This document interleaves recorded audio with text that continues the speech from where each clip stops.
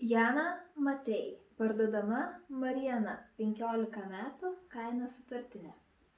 Ištrauka. Jonela. Alio, čia Jonela? Taip, kas kalba? Čia Jana Matei. Tikiuosi, Pepė sakė, kad aš skambinsiu. Ar jį tau paaiškino, kas aš tokia? Taip, viską žinau. Ar gali kalbėti? Tavęs niekas neseka. Galiu, dabar aš viena. Pepė man sakė, kad tau reikia pagalbos. Ar tikrai? Nežinau, bijai? Taip. Tu pasitiki manimi? Manau, kad taip. Gerai, tada ištrauksiu tave iš ten. Jonelai 15 metų, jis sekso vergė. Tiek apie ją ir žinau, bet to visiškai pakanka. Privalau išgelbėti tą merginą.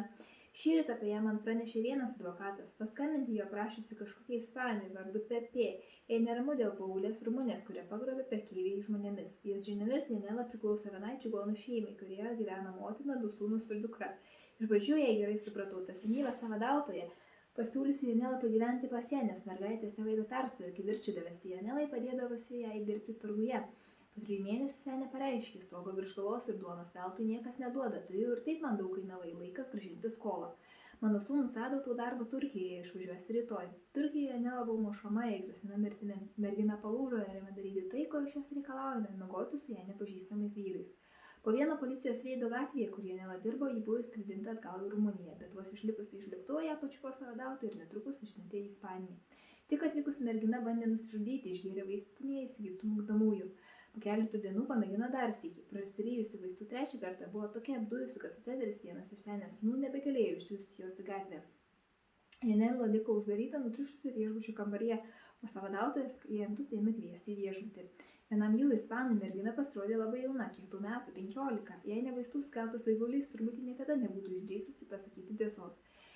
Priblokštas vyriškis ėmė klausinėti. Jonela pasakė, kas jai nutiko. Grįžęs namo vyriškis viską papasako motinai. Įsivaizduojate, abu nedvejodami nutarė mergaitę reikia ištraukti iš tų niekšų nagų. Kitą dieną klientas grįžo į viešbutį ir pasakė vėl norys permiegotis Jonelą. Užlipęs jos kambarį jis paprasčiausiai išsivedė ir įbevęs kelis eurus įlaipino į Rumuniją vykstantį autobusą.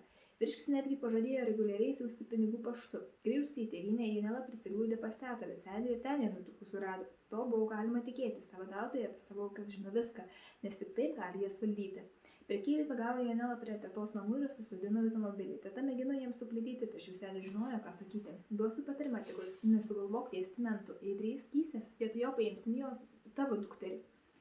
Jos dukrai buvo 13, teta nesipriešino. Prekeiviai nubeno Jonelą į Elarrašį prie Bulgarijos sienos. Netoli Juodosios jūros laimė pipėtų klientų iš Ispanijos motina laikėsi duotų žodžių ir jau buvo susisiekusi į Jonelą dėl pašto perlaidos. Tardoma prekeivių paauglė apie tai prasitarė. Tada pagrobėjai leido paskambinti geradarai ir susitarti dėl pervedimo datos. Tokie žmonės niekada nesisako pinigų. Tai buvo jų klaida.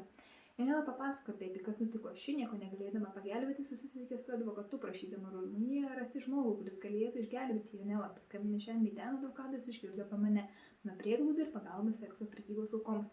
Veikti reikėjo skubiai. Paskutinį kartą tardamasi su Pepe dėl perlaidos, Jonela pranešė, kad senė ketina ją vėl išsiųsti į Turkiją. Kadangi mergina jau buvo įrašyta į Turkijos policijos apskaitą, prekeiviai kažkokiam tipui sumokėjo 100 eurų ir ją ištekino, kad pakeistų pavardę. Veikti reikėjo nedelsiant, po kelių dienų mergaitė atsidurs kitapus sienos.